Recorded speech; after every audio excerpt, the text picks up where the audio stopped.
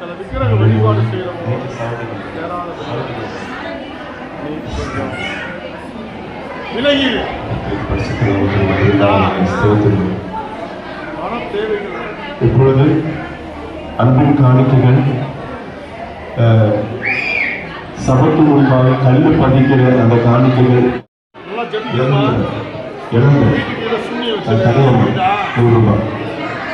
தப்பி என்ன கொஞ்ச நாள் பிடிப்பான் இதே பிடிக்கிறானா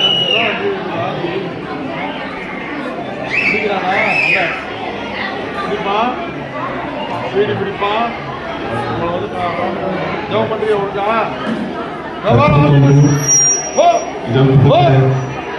அன்பு சகோதரி திருமதியா அவர்களுடைய ₹200 கத்தரிகளை கொடுத்திருக்கிறாங்க. அடுத்தது சிஸ்டர் பொழுதுவாடி லட்சுமி சிஸ்டர் அவர்கள் கத்தரிகளை ₹100 இந்த சூரிய கட்டு இந்த குடும்பத்தை ஆசிக்கு இந்த ரூத்து ₹400 கத்தரிகளை உடஞ்சி போ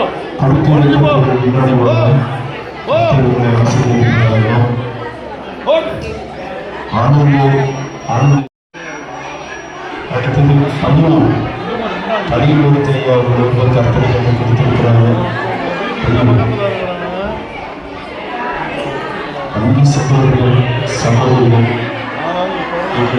மனமகிழ்ந்து கத்திரிகளை கொடுக்கிறது அன்போடு கேட்கிறோம். கர்த்தர் உங்களின் ஒரு குடும்பத்தில் மனிதான ஆசீர்வாதம் கத்திரிகளை கொடுத்திருக்கிறார்.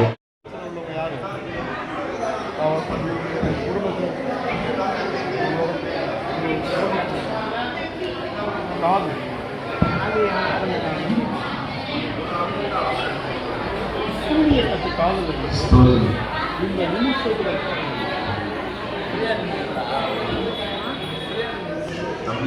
இடத்த அளக்கிறது முயற்சி பண்றீங்களா? உங்க இடத்த கடை பண்ணி சீட்டு கட்டிருக்கீங்க. எண்ணெய் எடுக்கணும் 3 நாள் உபவாசம் சுற்றி தெளி சகோதரர்கள் காணிக்கை கத்திரிக்கை கொடுக்கிறாங்க. அதை வாங்கி ஒரு சகோதரர்கள் பொறுப்பாக வைத்து பாய் தான் தொடர்ந்து செஞ்சுக்கலாம். மரணம் ஏற்படுற அளவு செய்யணும். புரியுதா? குடும்பம் அன்னாசனம் பண்ணி வருமானத்துக்காக நீ சமைக்கணும்னு சொல்லி வீடு என்ன வீடு ஆனால் வீடு கட்டி முயற்சி பண்ணுறேன். ஆனால் முடியாது. அந்த ஆண்களுக்கு 3 நாள் உபவாசம்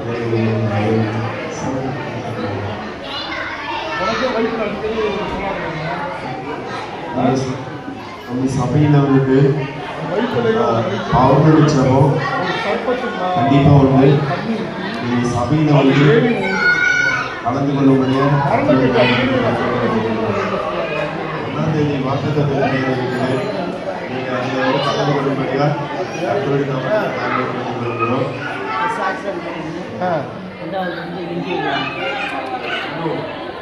வாய் பண்ணிருக்காங்க. கட்டி வச்சிருக்காங்க. குடும்பத்தை கட்டி போட்டு கட்டி வச்சிருக்காங்க. வீட்டுக்குள்ளே போக உனக்கு முடியாதுப்பா. வெளியிலே வச்சுருக்கா. இந்த 3 நாள் உபவாசம்.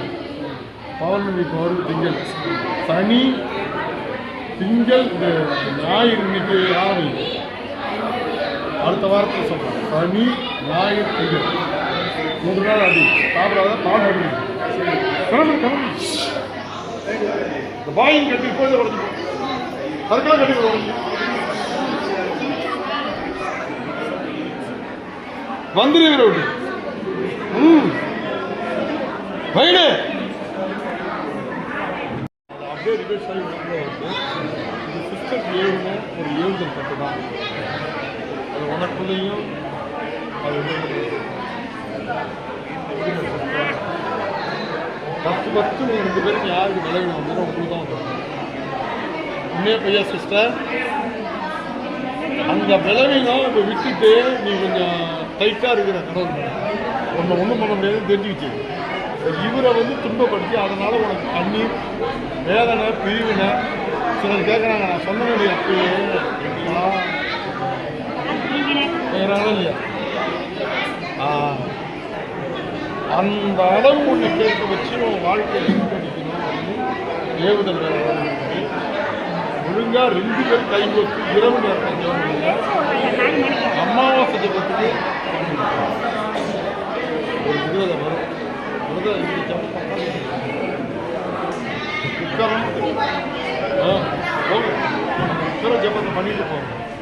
பயங்கரமாக பண்ணுங்க, தானம் பண்ணுங்க, வாழ்த்துக்கணும்.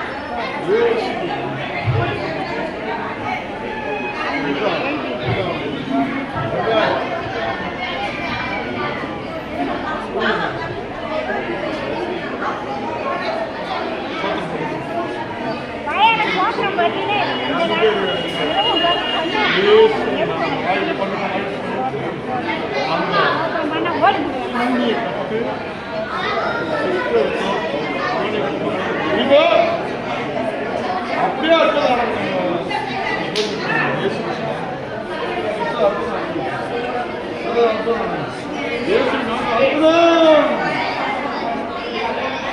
அற்புதம்.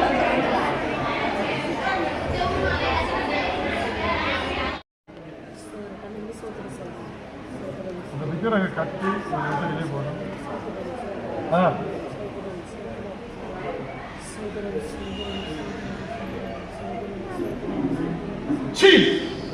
வா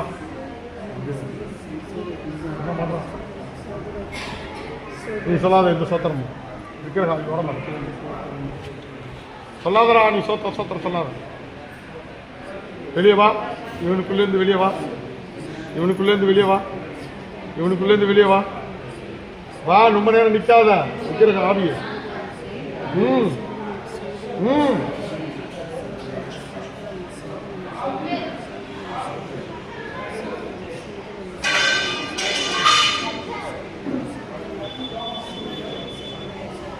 வெளியே வந்து விக்கிரகாவி விக்கிரகாவி விக்கிரகாவி வெளியே வா.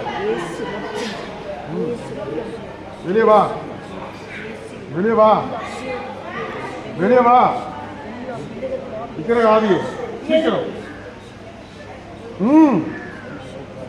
வெளியே வந்துரு. அக்னி அக்னி அக்னி அக்னி உன் மேல இறங்குது. அக்னி இறங்குது. அக்னி இறங்குது. அக்னி இறங்குது. வெளியே வா. அடிக்கடி சொல்லுவோம். ஞாபகம் மாற்றி புரியுதுங்களா? என்ன ஒரு முறை வரும் அமாவாசை அது பௌர்ணமியான தெளிவு அன்றைக்கி சனிக்கிழமை நைட்டு வாங்க. என்ன இருக்குங்க பூசுறேன். இது வயசுக்கு வராதபடி தள்ளி கொடுக்கணும். அது மாத்திரம் இல்லாமல் ஞாபகம் சக்தி நல்லா படிக்கிற பிள்ளைங்களுக்கு படிக்க வைக்கணும். அப்படிங்களா? ஸ்கூலுக்கு போவாதுன்னா ஏன்னா அதை அடித்தா கூட போகாது. சூனியம் வச்சுக்கலாம். கட்டு இப்போ கையை அப்படி கட்டி போட்டுனா என்ன பண்ணுவாங்க? ஒரு நாள் அவுக்க முடியுமா? அது போல் கட்டி இந்த பிள்ளைங்க என்ன சனிக்கிழமை நைட்டு சபத்துக்கு சரியா நீனு இயேசுவேன்னு கூப்பிடணும். சூனியம் அவங்க ஸ்கூலுக்குலாம் போகணும். இயேசுவே என்ன போய் சொல்ல. எத்தனை நாள் போக மாட்டேன் ஸ்கூலுக்கு பாத்தியா? அவன் இயேசுவே சொல்லு. இயேசுவே வந்தர கட்டு சொல்லுமா. வந்தர கட்டு சூனியெல்லாம் நீக்கி இதை படிக்க மாட்டாரு. இயேசுவே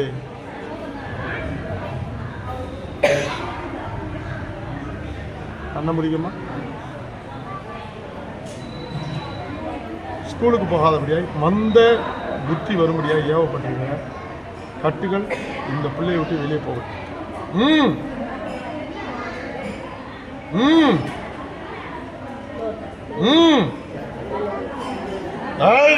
வெளியே போ.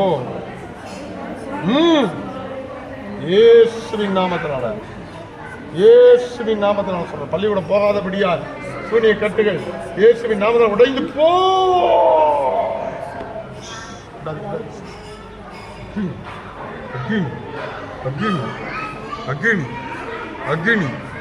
அக்னி இங்க கொண்டு வாங்க சிஸ்டர். கொல்லாத கட்டு சோத்திரம் எல்லாம் சோத்திரம் பண்ணுங்க, சோத்திரம் பண்ணுங்க. கம்முன்னு இருக்கக்கூடாது. அசுத்தாவி ஒன்று சோத்திரம் பண்ண வேடிக்கை பாருங்க.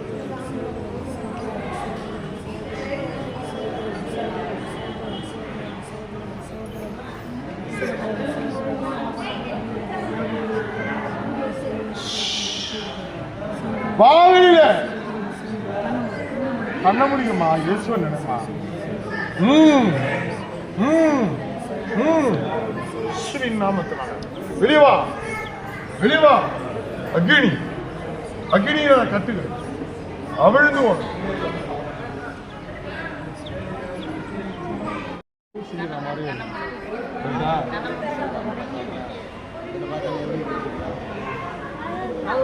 சுடுகாட்டு மண்டை இருக்குது, மண்டை ஓடு எடுத்து அந்த மண்டை ஓடி வந்து ஒன்றும் இல்லாத ஒன்றும் இல்லாமல் போயிடணும். அப்புறம் குழப்பம் வரணும். உண்மை வேதனை ஒரு திருப்தியை உடம்பு என்ன செய்யும்?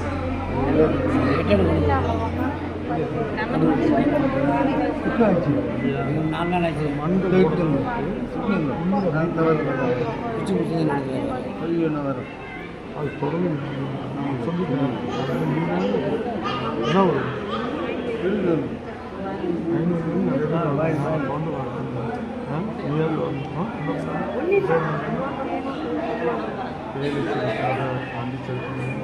தொடர்ந்து மகள் வர முடிவு செய்து மகளை கட்டி மண்டை ஓட்டி ஆவி என்னையோட ஒரு ரசிக்கப்பட்ட சித்தப்பட்ட பிக்சை கொண்டு வர ஆவிங்க இந்த மாதிரி அதான்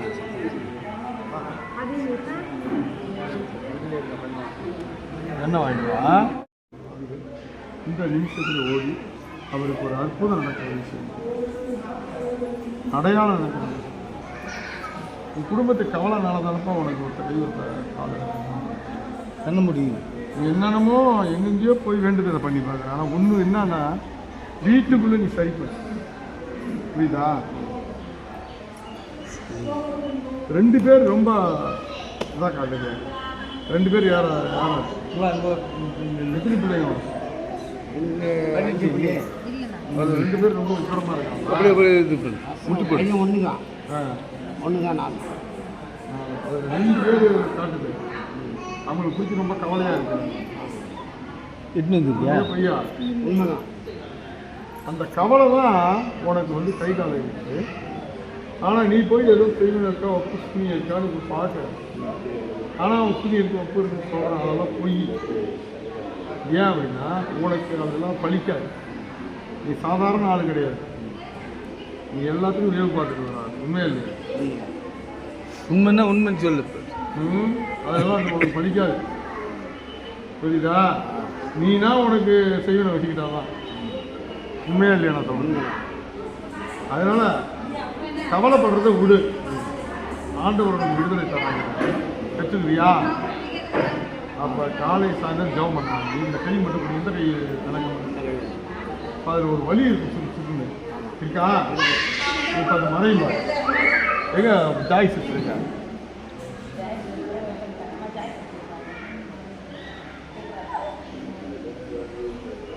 வா வெளியே.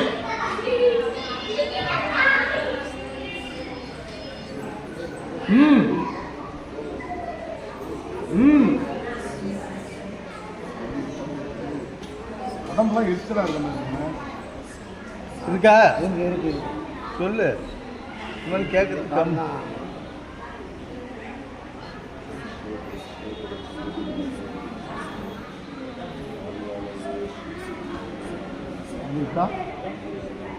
இருக்காமம்மா. அப்போ இதில் இருக்கிற இந்த சூனியாவி வெளில போயிருக்கு. புரியுதா? அப்போ இதில் இருக்கிற ஆவியை தொடர்ந்து துரத்துனா சவம் வந்து உபவாசம் என்ன அவன் ஒரு நம்புறது மாதம் வந்து அப்படி கருப்பா அவன் அண்ணன் பிள்ளை. இந்த எலும்புக்குள்ள இருக்கிற ஆவிகள் ஓடி புண்ணியத்தை ஓடி ஆண்டவரே சிந்தனையினால் வந்த ஆவிகள்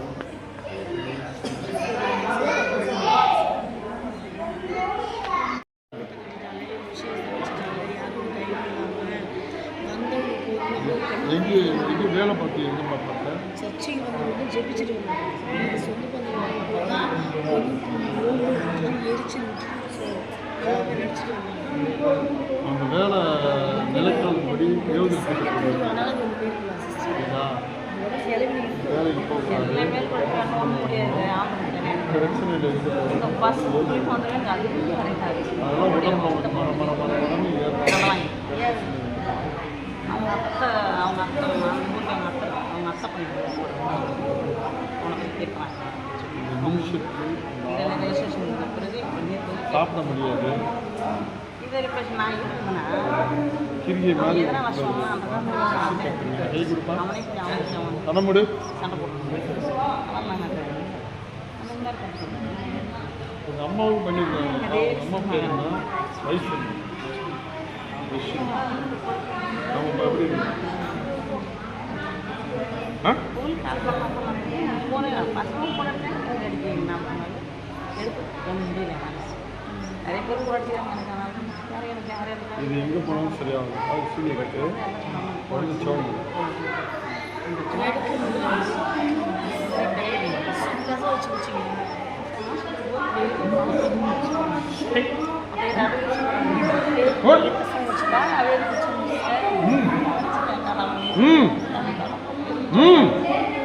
வெளியே வந்துரு. வா வா சீக்கிரம் ஆடி வா பாடி வா. சீக்கிரத்தில் வெளியே வந்து.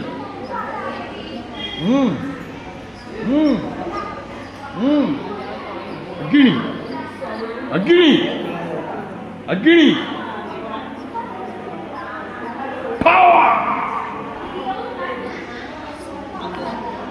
பார்த்தோம். இந்த வாரம் என்ன அப்படின்னு கேட்டீங்கன்னா, ரகசிய வருகை, சீக்ரெட்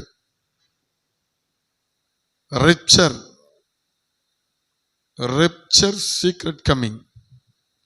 அதாவது இயேசு கிறிஸ்து அடுத்த முறை திரும்பவும் இந்த உலகத்துக்கு வருவார். எப்படி வருவார் அப்படின்னா, பூலோகத்துக்கு வரமாட்டார். அவர் ரகசியமா வந்துட்டு போயிடுவார். ரகசிய வருகைன்னு ஏன் சொல்றாங்க அப்படின்னா, இந்த ஆண்டவர் வருகிற இந்த வருகை யாருக்கு தெரியாது அப்படின்னா, ரட்சிக்கப்படாதவங்களுக்கு தெரியாது. அதனாலதான் அந்த ரகசிய வருகைன்னு சொல்லப்பட்டது. ரட்சிக்கப்படுறவங்களுக்கு அது தெரியும். அல்லேலூயா. அப்ப என் அன்பு சகோதரனே சகோதரிகளே, இதை பத்தி நீங்க நல்லா தெளிவாய் தெரிந்து கொண்டால்தான் நீங்க ஒரு கிறிஸ்தவ வாழ்க்கை வாழ முடியும்.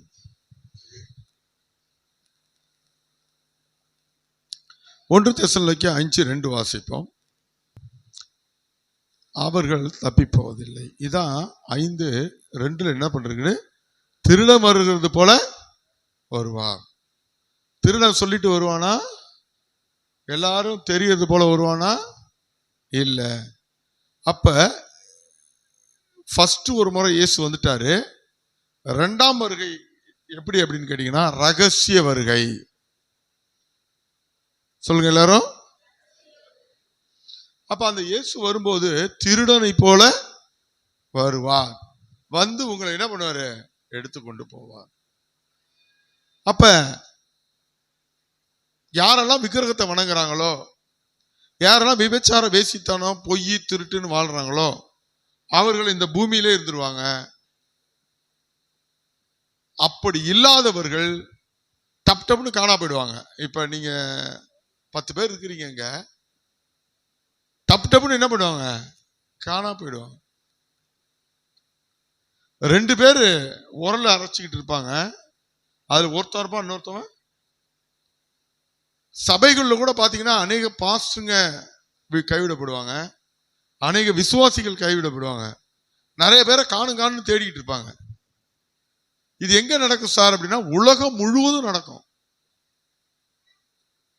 அப்ப எவ்வளவு ஜாக்கிரதையா நம்ம வாழணும்னு பாருங்க. கிறிஸ்தவ வாழ்க்கை. நீங்க நம்ம சர்ச்சுக்கு வர்றோம், அநேகர் ஏன்ப்பா வர்ற அப்படின்னு கேட்டா, எனக்கு வயிற்று வலி சரியா போகணும்,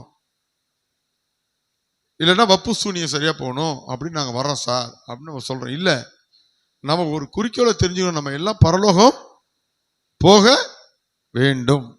அப்ப பரலோகம் போகணும்னா விளையாட்டான ஒரு காரியம் அல்ல, ரொம்ப சீரியஸா இருக்கணும் ஜெபத்துல. இல்லாத குழப்பங்களை நாம் பண்ணி கொண்டிருக்க கூடாது.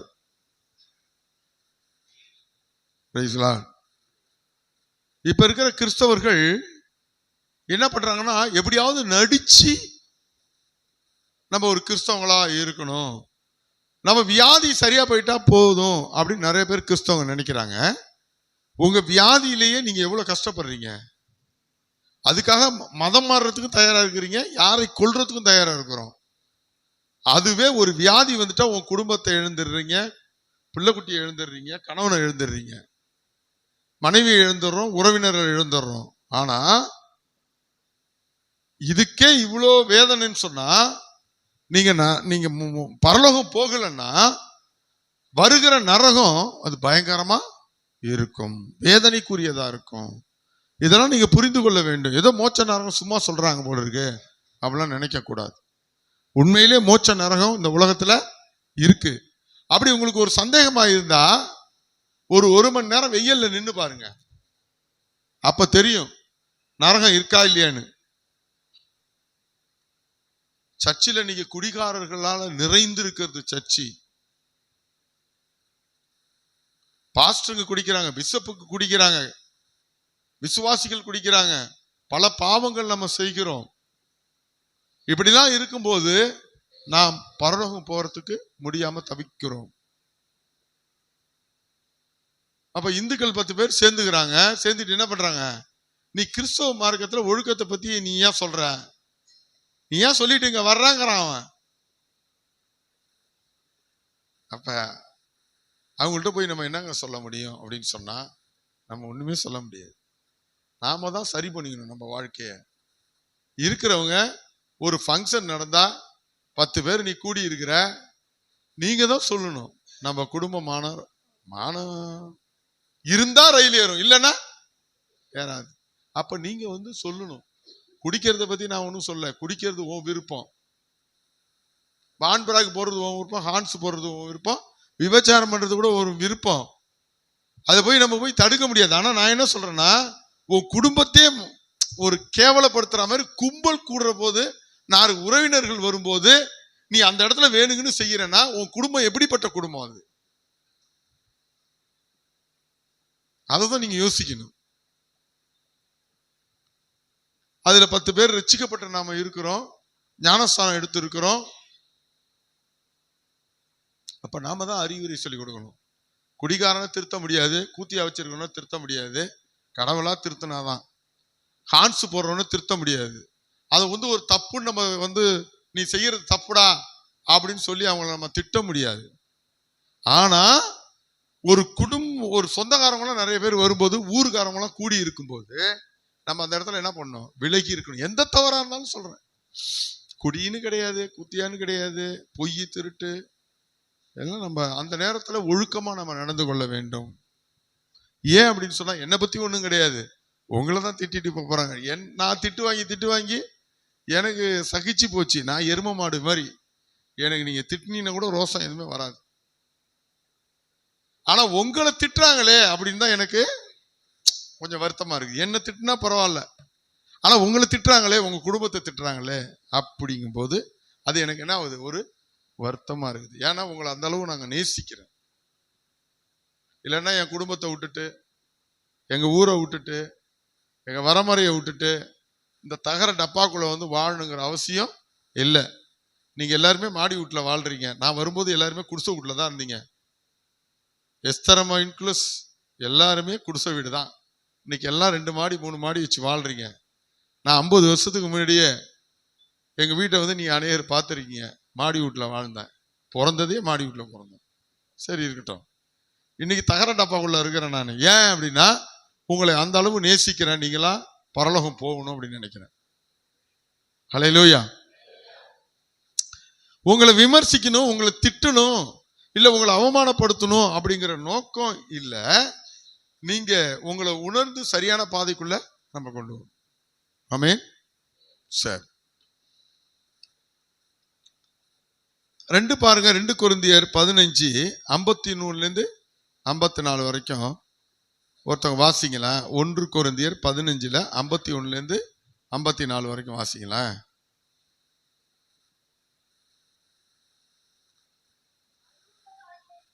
அழிவுள்ளதாகிய இது அழியாமையையும் சாவுக்கு ஏதுவாகிய இந்த உடம்பு சாவாமையும் தரித்து கொள்ள வேண்டும். இப்ப பாருங்க, நான் ஏதாவது ஒரு ஆலோசனை ஒரு அறிவுரை சொல்றேன், நீங்க உங்களுக்கு எப்படி தோணும் அந்த ஆலோசனைன்னு சொன்னா நீங்க ரொம்ப வேதனைப்படுவீங்க அந்த ஆலோசனை கேட்டு. என்ன இந்த பாஸ்டர் வந்து இப்படி சொல்லிட்டாரு அப்படின்னு நீங்க நினைப்பீங்க. ஆனா இதுல ஒன்றும் பிரச்சனை கிடையாதுங்க. நாளைக்கு நீங்க பரலோகம் போகாம கைவிடப்படுவீங்களே, அப்ப நீங்க யார்கிட்ட சொல்லுவீங்க உங்க வேதனைய? இப்ப நான் சொல்லும் போதே உங்களுக்கு ரொம்ப வேதனையா இருக்கும். ஏன்னா பாஸ்டர் இப்படிலாம் பேசுறாரு அப்படின்னு.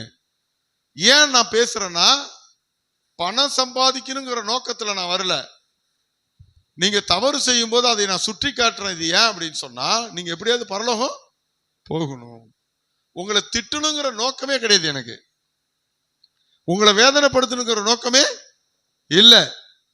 ஆனா இப்ப நீங்க உங்களை சரி பண்ணீங்கன்னு சொல்லும் போதே நம்ம எவ்வளவு வேதனைப்படுறோம். என்னடா அப்படி சொல்றாரு அப்படின்னு. ஆனா இதவே நீங்க படுத்துக்கிட்டு யோசிச்சு பாருங்க. உங்க பிள்ளைங்க கைவிடப்படுறாங்க, நீங்க கைவிடப்பட்டிருக்கீங்க. அடுத்தது நரகம் உங்களுக்கு எனக்கும் இருக்கு அப்படின்னு பைபிள் சொல்லுது. அந்த பிள்ளைங்க அந்த நெருப்புல வேக போகுதுங்கிறத நினைச்சு பார்த்தா நான் சொல்றது உங்களுக்கு கோபமே வராது. எதுவுமே ஆமேன்னு சொல்றீங்க. பாஸ்டர் இன்னும் சொல்லட்டும், நம்மளை இன்னும் சரி பண்ணட்டும் அப்படின்னு நீங்க நினைப்பீங்க. ஆனா இது என்னடா இது, நான் எப்படி வேணா நரகத்துக்கு வேணா போகணும், நான் போயிட்டு போறேன், ஓ வேலையை பார்த்துட்டு போப்பா. நான் சர்ச்சுக்கு வரேன்னா வந்துட்டு ஏதோ காணிக்க போறேன்னா போறேன் போ. இல்லைன்னா நீ ரொம்ப எனக்கு ஆலோசனை சொன்னீங்கன்னா வேற சர்ச்சு இருக்கு நான் போயிடுறேன், அங்க இருக்கிற சர்ச்சில் அந்த பாஸ்டர் என்னை திட்டவே மாட்டுறாரு அப்படின்னா அந்த பாஸ்டர் உங்களை ஏமாத்துறாருன்னு அர்த்தம். அந்த பாஸ்டரமா உங்களை ஏமாத்துறாங்கன்னு அர்த்தம். நீ எல்லா தப்பும் பண்ணாலும் உன்னை எதுவுமே சொல்லலைன்னா அவர் பணம் சம்பாதிக்க வந்திருக்கிறாருன்னு அர்த்தம். ஆனா நீ செய்கிற தவற தனிப்பட்ட முறையிலையும் சொல்றாரு, சபையிலையும் பிரசங்கத்திலையும் சொல்றாரு அப்படின்னு சொன்னா உன்னை குத்தி காட்டுறதுக்காக கிடையாது. நீ மட்டும் அந்த தப்பை பண்ணல, நிறைய பேர் இந்த தப்பு பண்ற. அப்பதான் என் மனைவிட்ட சொன்னேன், நம்ம திருச்சபையில கொண்டு குடிக்கிறவங்க எத்தனை பேர் ஞானஸ்தானம் எடுத்துன்னு எல்லாரும் பேரும் சொல்லிட்டே இருந்தேன். இவங்கெல்லாம் குடிக்கிறாங்கிறத வந்து நான் போய் உட்காந்து குடிதோரையில பார்க்கலங்க. அவன் குடிக்கிறத வந்து மற்ற விசுவாசிங்க, மற்ற சொந்தக்காரவங்க, உங்க ஜாதிக்காரவங்க, அங்காளி பங்காளி பார்த்துட்டு வந்து என்கிட்ட சொல்றான், சார் நீங்க பெரிய யோக்கியமா பேசுறீங்களா, இவன் வேலை செஞ்சோன்னா இந்த பசங்க ஜாதிக்காரனா சேர்ந்து குடிக்கிறான் சார், நீங்க இல்லைன்னு அவனை சத்தியம் பண்ண சொல்லு. நான் வந்து சொல்றேன் சாருங்கிறான். அவன் வாலி பசங்க வேலை செய்யற இடங்கள்ல ஆபீஸ்ல குடிக்கிறாங்க. இதெல்லாம் நம்ம தப்பு அப்படின்னு நம்ம வந்து என்ன பண்ண முடியும், சொல்ல முடியும். வேலை ஸ்தலங்கள், சர்ச்சு உள்ள குடிச்சிட்டு வர்றாங்க, பான்பேக் போட்டு வர்றாங்க, பாலியல் பாவங்கள் நிறைந்து இருக்குது. இப்ப இவங்கெல்லாம் எங்க போக முடியாது, லஞ்சம் நிறைந்து இருக்குது, இவங்கெல்லாம் எங்க போக முடியாது. நீ வேணா 2 எழுத்து திருச்சபைக்கு போகலாம், நிறைய சபைகள் இருக்கு போகலாம், ஆனால் எங்க போக முடியாது, பரலோகம் போக முடியாது. ரகசிய வருகை வரும்போது அநேகர் கைவிடப்படுவாங்களாம், ஒரு சிலர் தான் மேல போவாங்களாம். இப்ப நான் கேட்கிறேன், இயேசு இன்னைக்கு வர்றதுக்கு நீங்க யாருமே தடுக்க முடியாது. ஏன் அப்படின்னா, நான் வரும்போது சில அடையாளங்கள்லாம் சொல்லியிருக்காரு. எல்லாரும் இயேசுவை அறிஞ்சிருப்பாங்க. 2025 ஆண்டுக்கு முன்னாடி கோடிக்கணக்கான தெய்வங்கள் இருக்கு. மண் தோன்றா முன் தோன்றிய மூத்த மதங்கள் கடவுள்லாம் இருக்காங்க. அந்த கடவுள்லாம் எங்கதான் இருக்குன்னே தெரியல. ஆனா இயேசு மட்டும் இன்னைக்கு 2025 ஆண்டுக்கு முன்னாடி தான் உலகத்துக்கே தெரியும். ஆனா இன்னைக்கு உலகத்துக்கு தெரியாது, இஸ்ரவேலுக்கு மட்டும் தெரியும். ஆனால் இன்றைக்கு உலகம் முழுவதும் இயேசு இயேசுனா தெரியுது. எல்லா ஜாதிகாரனுக்கு தெரியுது, எல்லா நாட்டுக்காரனுக்கு தெரியுது. இங்க இருக்கிற மோடிக்கு என்ன பிரச்சனைனா இயேசு பிரச்சனை, அங்க இருக்கிற ட்ரம்புக்கு பிரச்சனை. அந்த அளவு வளர்ந்து வந்துட்டார் இயேசு கிறிஸ்து. அப்ப அவர் சொல்றாரு, என் பேரை எல்லாரும் சொல்லும் போது நான் வருவேன் அப்படின்னு சொல்லியிருக்காரா இல்லையா, பைபிள்ல சொல்லியிருக்காரு. அப்ப இயேசு வந்தாருன்னா நீங்க கேட்க முடியாது. என்ன கேட்க முடியாது, ஏயா நீ வர்ற, சொல்லாம கொள்ளாம திருட மாதிரி வந்துட்டானா, இல்ல வர்றதுதான் திருடம் போல இருக்குமே தவிர, ஆனா அவர் எப்படி வர்றன்னு சொன்னது எல்லாமே நிறைவேறிடுச்சு. ஏடிஎம் கார்டு வரும், பணத்தை கொடுத்து நீ எதுவுமே வாங்க வேணாம், பணத்தை இல்ல அந்த ஏடிஎம் கார்டு இல்லாம நீ எதுவுமே செய்ய முடியாதுன்னு சொன்னது நிறைவேறிட்டு. என் நாமும் எல்லா ஜாதிகாரங்களுக்கும் அறிவிக்கப்படுங்கிறது நிறைவேறிட்டு. எல்லா நாட்டுக்காரனும் அடிச்சுப்பாங்கிறது நிறைவேறிட்டு. வீட்டுக்குள்ளே ஒற்றுமையா இருக்க மாட்டானுங்கிறது நிறைவேறிட்டு. அப்ப இயேசு கிறிஸ்து வர்றது நிறைவேறுமா? நிறைவேறாதானா? நிறைவேறும். ஹல்லேலூயா. அப்ப உசாரா நம்ம என்ன பண்ணோம்? இருக்கணும். ஓரளவு நான் திட்டுறேன், வெளிப்படையா பிரசங்கம் பண்றாரு பாஸ்டர், பாவங்களை குறித்து வெளிப்படையா சொல்றாரு அப்படின்னு நீங்க சொல்லி வேதனைப்பட்டீங்க அப்படின்னு சொன்னா வந்துட்டாருன்னா என்ன பண்ண போறீங்க? இப்படி நான் பிரசங்கம் பண்றதுனால ஏழ்மையில இருக்கிறேன், நான் இதைய காணிக்க போட மாட்டீங்க, சர்ச்சு கட்ட முடியல, வீடு கட்ட முடியல, பிள்ளைங்களை ஒரு நல்ல இடத்துல படிக்க வைக்க முடியல, ஒரு நல்ல ட்ரெஸ் போட முடியல, நல்ல சாப்பாடு சாப்பிட முடியல. என் பிரசங்கத்துல நீங்களும் நானும் செய்கிற பாவத்தை நாம் சுற்றி காட்டுகிறதுனால ஜனங்கள் என்ன பண்ண மாட்டீங்க? வரமாட்டீங்க, என்னை நேசிக்க மாட்டீங்க. ஆனால் நாளைக்கு இயேசு வரப்ப என்ன பண்ணுவீங்க? இந்த திருச்சபையில 2 எழுத்து திருச்சபை உங்களை அழைச்சிட்டு போகுமா? அல்லது ஏகப்பட்ட பாதிரியார்கள் ஒண்ணுமே சொல்லாம எதையுமே திட்டாம நீ என்னதான் பண்ணாலும் பரவாயில்லன்னு கண்டுக்காம அந்த காணிக்கை போட்டி ஆணிச்சுன்னா சாயந்தரம் பிரிச்சு கறியும் மீனையும் தின்னுகிட்டு இருக்கிறாங்களே, அவங்க எல்லாம் உங்களை வந்து பரலோகம் அழைச்சிட்டு போவாங்களா? இல்ல நீங்க தான் போவீங்களா? போக முடியாது. இதைதான் நீங்க யோசிக்கணும். அவர் டக்குன்னு வருவாரு, ஒரு நிமிஷத்துல முடிஞ்சிடும், போயிடுவாங்க. அப்ப நீங்களும் நானும் என்ன பண்ணோம்? மறுரூபமாகுமா? இந்த ரூபத்துல இருக்க மாட்டோம், மறுரூபமாகுமா? நம்ம டப்பு டப்புன்னு சாவுற செத்து போற மனுஷன் அப்ப சாவவே மாட்டோமா? இந்த பாருங்க, நல்லா கேட்டுங்க, நான் உங்களை சுற்றி காட்டுறது வந்து நீங்க வீணா போகணுங்கிறதுக்காக நான் சுற்றி காட்டல, அதை விட்டுடணும்னு சுற்றி காட்டுறேன். ஒரு பாவத்தை குறித்து நான் பிரசங்கம் பண்றேன்னா உங்களை விட நான் உயர்ந்தவன்னு சொல்லி பிரசங்கம் பண்ணல, நீங்களும் நானும் பரலோகம் போகணுங்கிறதுக்காக பிரசங்கம் பண்றேன். அல்லேலூயா. அப்ப நான் பாவம் செய்யும் போது யார் சொல்லுவா? வேற ஒருத்தர் வந்து சொல்லுவானா? யார் சொல்லுவா? நீங்க தான் சொல்ல, பாஸ்டர் நீங்க பண்றது தப்பு.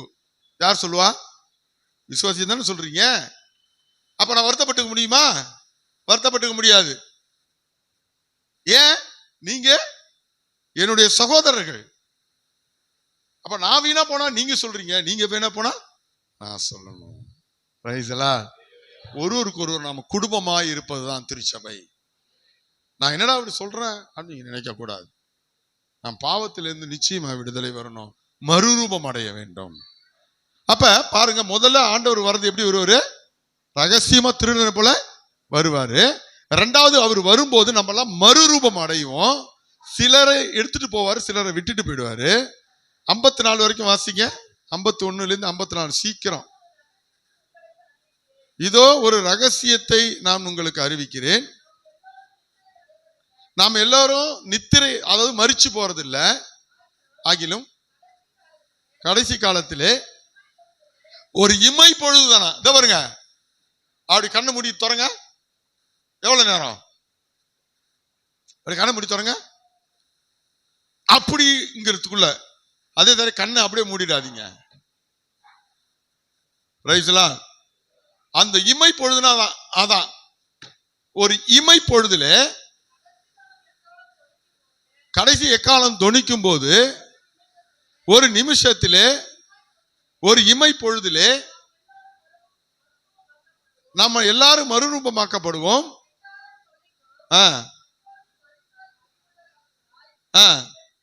எழுந்திருப்பார்கள், ஆக்கப்படுவோம்.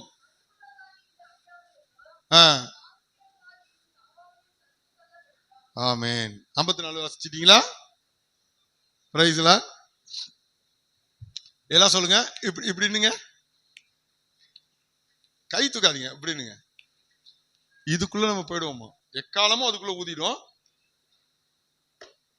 யாரு யாரெல்லாம் பரிசுத்தமா உண்மையா நம்ம இருக்கிறோமோ அவர்கள் எங்க போயிடுவோம்? ஓஹோன்னு.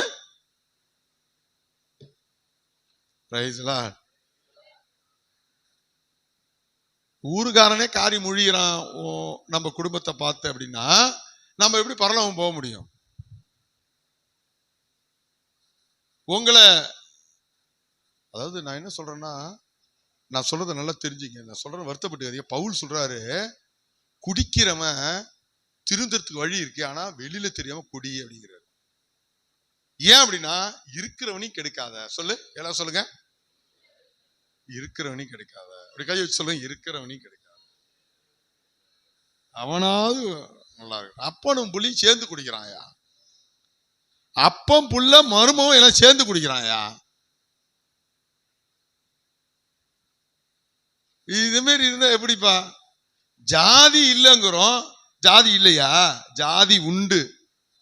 ஆனா பிறவில ஜாதி கிடையாது, தவிர குணத்துல ஜாதி உண்டு. நீ தாழ்த்தப்பட்டவன் எப்படி சொல்றான் சொல்லுங்க? குடிச்சிட்டு அலையிறது, வேலை செய்யறாம சோம்பேறியா இருக்கிறது, விபச்சாரம்னு விழுந்துடுறது, அடுத்தது கடவுள் இல்லைங்கிறது, அடுத்தவன் தீட்டு இல்லைன்னு சொல்றது, எல்லாரும் ஒண்ணுன்னு சொல்றது, காசை கண்ணாமண்ணான்னு செலவு பண்றவன், எல்லா ஃபங்க்ஷனுக்கும் போறவன், எல்லா கடவுளும் ஒண்ணுங்கிறவன் தான் தாழ்ந்தப்பட்ட ஜாதிகா. நான் சொல்ல, பைபிள் சொல்லு. அல்லேலூயா. எல்லா பாவம். ஆமென். லஞ்சம், சண்டை, பொய் சாட்சி எல்லாமே எங்க போயிடும்? விபச்சாரம், வேசித்தனம் எல்லாமே என்னதான்? பாவம் தான். சரி, ரைட். 1 தெசலோனிக்கேயர் 4:13 வரைக்கும் வாசிங்க. 1 தெசலோனிக்கேயர் 4:13 வரைக்கும் ஒருத்தவங்க நல்லா 17 தாண்டக்கூடாது.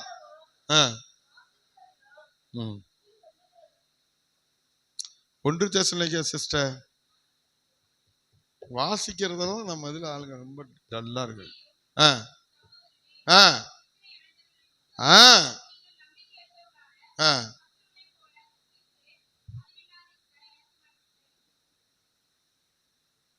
பாருங்க,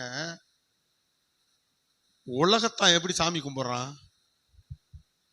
இயேசு சிலையை வச்சுப்பான், சாராயத்தை வச்சு படைப்பான், இயேசு சிலைக்கு சுருட்டு வச்சு படைப்பான். அப்புறம் என்ன பண்ணுவான்? இயேசு தூக்கி கொஞ்சம் எல்லாம் அந்தோனியார் சிலையை தூக்கி அந்தான போட்டுட்டு 2த்தையும் புல் கட்டிட்டு என்ன பண்ணுவான்? அன்றைக்கு அவனுடைய ஆராதனை முடிஞ்சு போச்சு. அது ஒரு உலகத்தான் எப்படி கும்பிடுவான் சாமி அப்படின்னா, அம்மா அப்பா உயிர் இருக்கிற வரைக்கும் நல்லா கேட்டுங்க, அந்த அம்மா அப்பாவை அடின்னு அடிச்சு கொன்னு போட்டுருவான். கொன்னு செத்து போன பிறகு மாரடைப்புல செத்துட்டாங்க எங்க அம்மா அப்பா அப்படின்னு சொல்லிட்டு உடனே போய் என்ன பண்ணுவான்னா, ஒரு போட்டோ ஒன்று வச்சிருப்பான் ரெடியா எடுத்து, அங்க போய் திருவெண்ணூர்ல போய் அந்த போட்டோவை பிரேம் பண்ணிட்டு வந்து வீட்டு வாசல்ல வச்சுக்கிட்டு அவங்க என்னென்னலாம் சாப்பிடுவாங்க, அவங்க சின்ன வயசுல அவங்க உழைச்சப்ப என்னென்னலாம் வாங்கி சாப்பிடுவாங்க, வடை, ஆட்டுக்கறி, மாட்டுக்கறி, பன்னி, இன்னும் என்னென்னலாம் இருக்கோ இது வச்சுட்டு ஐயருங்க வந்து என்னென்ன கேட்கறானோ அதையும் வாங்கி வச்சுட்டு அப்பளம் சப்பளம் எல்லாத்தையும் வச்சு படைப்பாங்க. யாருக்கு? செத்து போன தாய் தகப்பனுக்கு. என்னடா அப்படின்னா, ஐயோ எங்க தெய்வம் செத்து போச்சு, அதுக்கு எல்லாம் வச்சு படைக்கிறேன்னு படைச்சு முடிச்சவன யார் சாப்பிடுவா? அப்பா அம்மா சாப்பிடுவாங்களா? இவன் சாப்பிட்டு போயிடுவானா? இவன் சாப்பிட்டுட்டு பாம்பு விட்டு போயிடுவான். இதுதாங்க அஞ்ஞானிகள் வழிபாடு. என்ன வழிபாடா? உயிரா இருக்கிற போது பால் ஊத்த மாட்டான், செத்து போன பிறகு அந்த குழிய நோண்டி 3 நாள் பால் ஊத்துவான். ஆனா தம்பி பால் வாங்கிட்டு வாடா, அடி சரிக்கு என் மனைவிக்கே நான் பால் வாங்கி கொடுக்க மாட்டேன், உனக்கே நாடி கேள்வி பால் குடிக்காம சாவடியுமா. ஆனா அந்த கேள்வி செத்து போன பிறகு ஒரு பானையும் ஒரு சட்டியும் எடுத்துக்கிட்டு என்ன பண்ணுவான்? ஓடி போய் 3 நாள் பால் ஊத்துவாங்க. அப்புறம் என்ன பண்ணுவான்னா, உயிரோட இருக்கிறப்ப சோறு போட மாட்டான், தண்ணி கூட கொடுக்க மாட்டான், பாயில படுக்க வைக்க மாட்டான் தாய் தப்பன. ஆனா பாடை கட்டுவான் பாருங்க, 32 அடி கட்டுவாங்க பாடை. பெங்களூர்ல இருந்து பூ வர வைப்பான், உளுந்தூர்பேட்டையில இருந்து உளுந்து வர வைப்பான், விழுப்புரத்துல அரிசி வர வைப்பான். வாயை திறந்து நல்லா குத்துவான், அரிசிய குத்தி போட்டு கட்டி குடலை அறுத்து இங்க 10 காசு வட்டி எல்லாம் வாங்கி 20 பைசா வட்டி எல்லாம் வாங்கி அப்புறம் ஒரு குழா வேற வச்சுக்கிறான். அதுல என்ன ஒரு இதெல்லாம் யாருங்க செய்யறான்னா, அஞ்ஞானிகள் செய்யறாங்க. ஆனா ஞானியா இருக்கிற நீ அப்படி இந்த அழுவெல்லாம் என்ன பண்ண விடாது. நம்ம கிறிஸ்தவர்களே, முஸ்லிம்கள் மதம் மாறின பிறகு அவன் குணத்தை மாத்திக்கிட்டான், ஐயருங்க மனம் மாறின பிறகு அவன் குணத்தை மாத்திக்கிட்டான். ஆனா மதம் மாறி கடவுளை மாத்திக்கிட்டா கூட என் குணத்தை விட மாட்டேங்கிறவன் கிறிஸ்தவன். லூக்கா 21:36, 1 தெசலோனிக்கேயர் 1:10.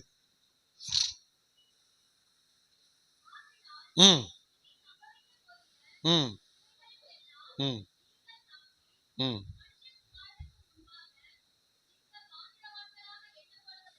ம். ஆமென். கடவுளுக்கு முன்னாடி நிக்கணுங்க, பாஸ்டருக்கு முன்னாடி இல்ல. கடவுளுக்கு முன்னாடி நீங்க நின்னாதான் எங்க போய் சேர முடியும். நீங்க ரகசியவர்கள் எடுத்துக்கொள்ளப்படுவீர்கள். ஏசாயா தீர்க்கதரிசன புஸ்தகம் 57:1 வாசிங்க. நீ வாசிச்சது எதுமா? நீதிமான் மடிந்து போகிறான். இதோ பாருங்க, இந்த ரகசிய வருகை எப்ப? நீதிமான் பரிசுத்தவான் யாருமே இருக்க மாட்டோம். இந்த உபத்திரவ காலத்துல, அந்த கிறிஸ்து வந்து உபத்திரவ காலம் இருக்கு பாத்தீங்களா, அப்ப நம்ம இருக்க மாட்டோம். நம்ம எல்லாம் எங்க இருப்போம்? அப்ப இயேசுவோடு கூட இருப்போம். அல்லேலூயா. வெளிப்படுதல் 3:10 வாசிங்க ஒருத்தவங்க.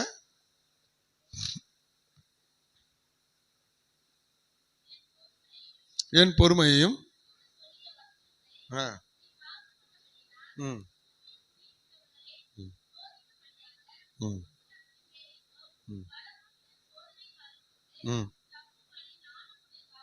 ஆமென். அப்ப இந்த உபத்திரவ காலத்துல நம்ம இருப்போமா இருக்க மாட்டோமா? 7 வருஷம் உபத்திரவ காலம். அந்த கிறிஸ்து வந்து கொடுமைப்படுத்துகிற அந்த காலத்துல நீங்களும் நானும் இருக்க மாட்டோம். அதுக்கு முன்னாடியே ரகசிய வருகை வரும். ஒரு திருடனை போல கர்த்தர் வருவார். ஒரு இமை பொழுதிலே நம்ம எங்க போயிடுவோம்? யார் கைவிடப்படுவா? இயேசு ரகசிய வருகையில யார் கைவிடப்படுவா? ஒரு பாஸ்டர் தான் சொன்னாரு, ஒரு பொம்பளை பிள்ளைங்க முன்னாடி வந்து உட்காந்துப்பாங்களாம். ஹேய் வந்துட்டியா? இவங்க இங்கேருந்து அனுப்புறது யாரு? வாட்ஸ்அப்ல. அதுக்கு என்ன சொல்ல? சீட்டா சாட் பண்ணுவாங்களாம். ஏய் நான் வந்துட்டேன். வந்துட்டியா? காணும் ஆளைய, திரும்பி பார். நீ திரும்பி பாருன்னு அன்னைக்கு சொல்லும் போது உப்பு தூணா போனாங்க. நீ திரும்பி பார்க்கும்போது மண்ணாதான் போகணும். மண்ணாயி பாதான். இதுல என்ன பாஸ்டர் நீங்க கிழவனாயி இப்படி சொல்றீங்கன்னா, நான் கிழவனாயி இல்ல, நான் வாலிபமா இருக்கும் போதே சர்ச்சில் சேர்ந்து ஞானஸ்தானம் எடுத்துட்டு தான் நான் இங்க வந்தும் சர்ச்சை நடத்தும் போது வாலிபனா தான் இருந்தேன். வாலிபனா இருக்கும்போது எவ்வளவு பேருக்கு ஞானஸ்தானம் கொடுத்தேன். வாலிபர்களுக்கு நான் ஞானஸ்தானம் கொடுக்கும் போதெல்லாம் நான் வாலிபன் தான், கல்யாணம் பண்ணாதவன் தான். சரி, யார் கைவிடப்படுவார்கள் அதை மட்டும் பார்த்துட்டு நம்ம விட்டுடுவோம். வெளிப்படுதல் 13:16 18 வரைக்கும் வாசிக்க. 13 16 18 வரைக்கும். ம் ம் ம் ம்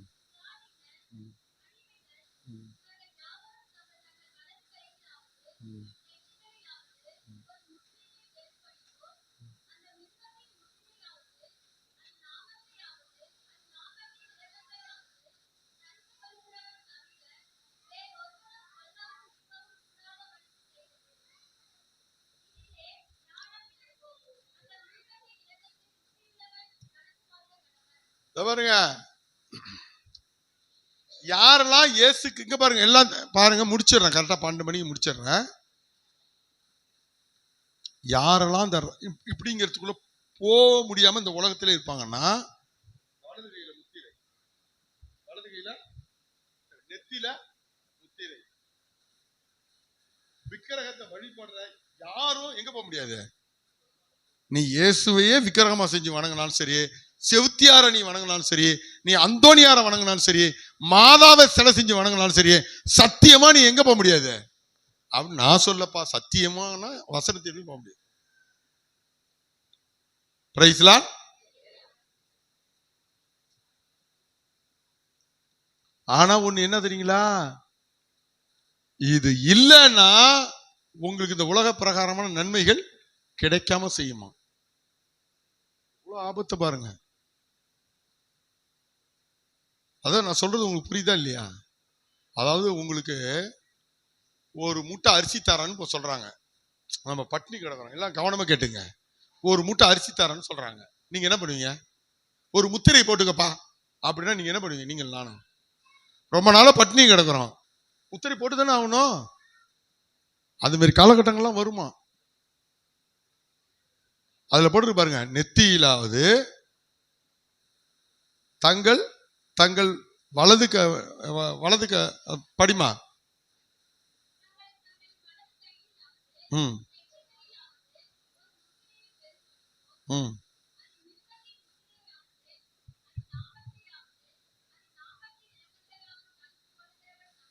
ம். இது எங்க சார் இருக்கு அப்படின்னு கேக்குறீங்களா? ஏடிஎம் கார்டு எடுங்க, ஆதார் கார்டு எடுங்க, உங்களோட ரேஷன் கார்டு எடுங்க. எல்லாத்துலயும் என்ன இருக்குது பாருங்க. எல்லாத்துலயும் அந்த பைபிள் வந்து சும்மா பொய் சொல்லலங்க. இத வச்சிருக்கிறவன் எவனும் எங்க போக முடியாது. இதான் ஏடிஎம். இத வச்சிருக்கிறவன் எங்க போக முடியாது. இப்ப இதுல இருக்கு. இல்ல கொஞ்ச நாள் ஆனா அது எங்க வரும்? தூங்காதமா.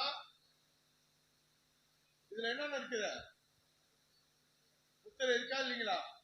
ஸ்டேட் பேங்க் ஆஃப் இந்தியா நீல கலர் முத்திரை இருக்கா? அது முத்திரையாவது. அடுத்தது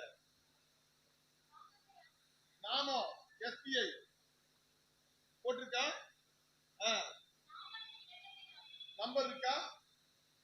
இங்க பாருங்க என்னன்னா நம்பர் இருக்கா? இந்த 3 இல்லன்னா இப்ப நான் பணம் எடுக்க முடியுமா? பணத்தை திருப்பி போட முடியுமா? வெளியில போட முடியாது. சரி, ஒரு இப்ப நான் வச்சிருக்க ஒரு பொருள் அது கவர்மெண்ட்டுக்கு விற்கணும். எனக்கு என்ன இருக்காங்க? ஆதார் கார்டு எங்க இருக்காங்க? அதுல என்னென்ன இருக்குது? ஆதார் கார்டு என்னென்ன இருக்குது? அப்படியே கிறிஸ்துவுக்குள் நித்திரை அடைந்தவர்களும்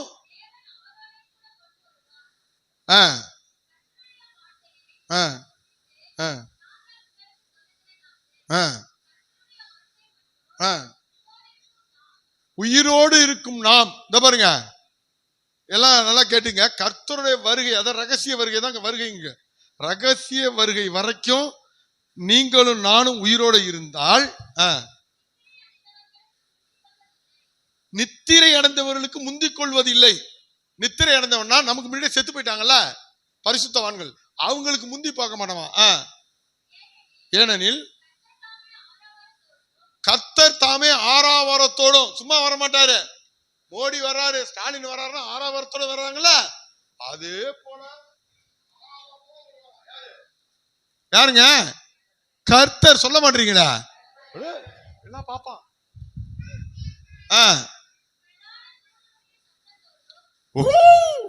அப்படின்னு சவுண்டு, எக்கால சவுண்டு எங்க பார்த்தாலும் கேட்கும். வானத்திலிருந்து இறங்கி வருவார். கிறிஸ்துவுக்குள் மரித்தவர்கள் முதலாவது எழுந்திருப்பாங்க. யாரெல்லாம் பரிசுத்தவான்கள் எழுந்து பூமியில புதைச்சு வச்சிருக்கீங்களோ அவங்களாம் எழுந்திருப்பாங்களாம். பின்பு உயிரோடு இருக்கிற நாமும் இப்ப எப்படி போவோம்? அவர் வர்றாரு, எல்லாரும் கை கட்டுங்க. அவர் வர்றாரு, நம்ம எதிர்கொண்டு போவோம். அப்ப இவர் பூமிக்கு வந்துட்டாரா? அவர் வர்றாரு, நம்ம எதிர்கொண்டு போவோம். இப்ப மேகங்கள் மேல அவரோட கூட அப்படியே எடுத்துக்கொள்ளப்பட்டு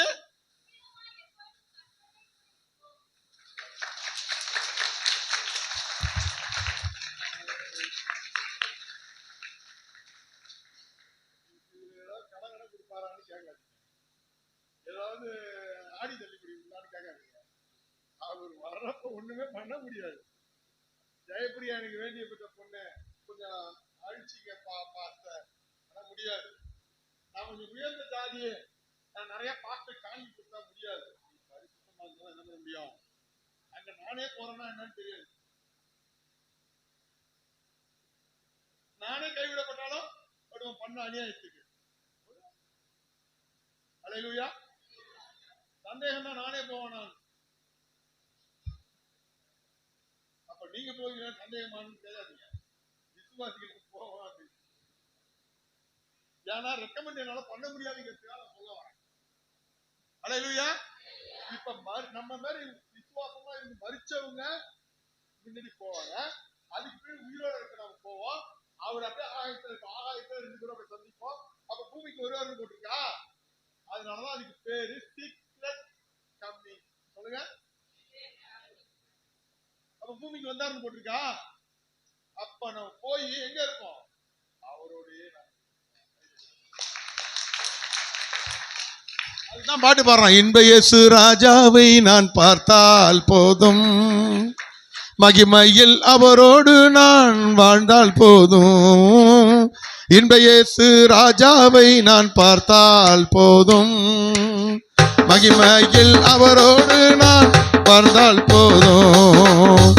இன்பராம் சேர்ந்தால் போதும், நித்தியமா மோட்ச வீட்டில் சேர்ந்தால் போதும். அல்லேலூயா கூட்டத்தில் நான் மகிழ்ந்தால் போதும், அல்லேலூயா கூட்டத்தில் நான் மகிழ்ந்தால் போதும். இன்ப இயேசு ராஜாவை நான் பார்த்தால் போதும், மகிமையில் அவரோடு நான் போதும். இன்ப இயேசு ராஜாவை நான் பார்த்தால் போதும்.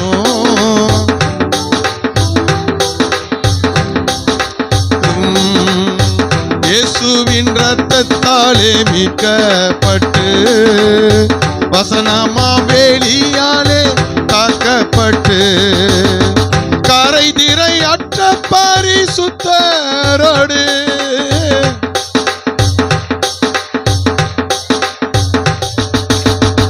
ஏழையான் பொன் வீதியில் உலாவிடுவே, ஏழையான் பொன் வீதியில் உலாவிடுவே.